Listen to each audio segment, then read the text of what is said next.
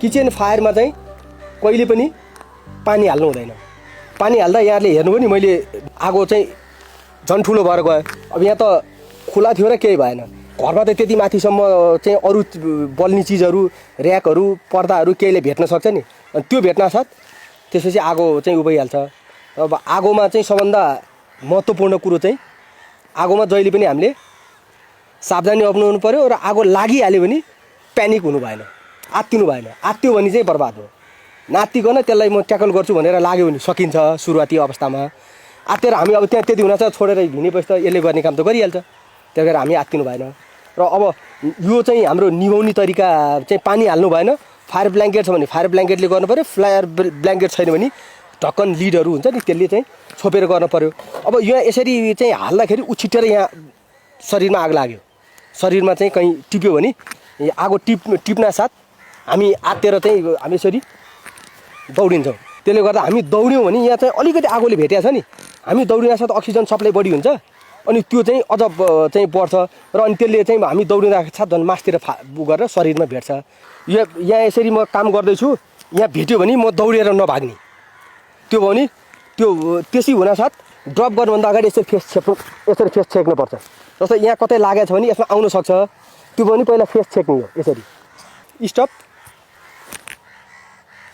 Drop अनि त्यसपछि सुतेर रोल गर्ने। त्यो रोल गऱ्यो भने आगो निभाउने विधि चाहिँ धेरैवटा विधिमध्ये एउटा चाहिँ आगोलाई चाहिँ पिट्ने पनि हो हैन। अब यो हामीले माड्नु भनेको चाहिँ त्यो पिट्ने जस्तै हो। शरीरमा लागेको आगो चाहिँ कुन पार्टमा लागेको छ त्यसमा चाहिँ 2-3 राउन्ड यता 2-3 राउन्ड यता लडीबुडी गरेपछि शरीरको जुन ठाउँमा लागेको आगो भए पनि त्यो आगो चाहिँ माडिन्छ र निप्छ।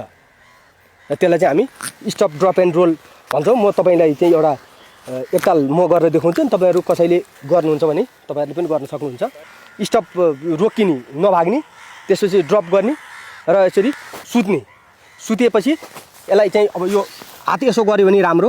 हात यसो गर्दाखेरि चाहिँ हाम्रो यसरी रोल हुँदाखेरि यो बिचमा ग्याप निक्लिन्छ क्या, यो ग्याप निक्लिन्छ। त्यो ग्यापले गर्दाखेरि हाम्रो राम्रो माडिन पाएन। यसलाई यसो गऱ्यो भने के हुने हो, यो गर्दा चाहिँ पुरै हाम्रो शरीरको सबैलाई भेट्छ यसले हैन। त्यो भयो भने चाहिँ यो यसो गरेर 1 2 यसरी आएपछि हाम्रो शरीरमा जहाँ जहाँ लागेको छ त्यो लागेको ठाउँको चाहिँ चेत जान्छ। एकजना कोही आउनुहुन्छ भने आउनुहोस् त।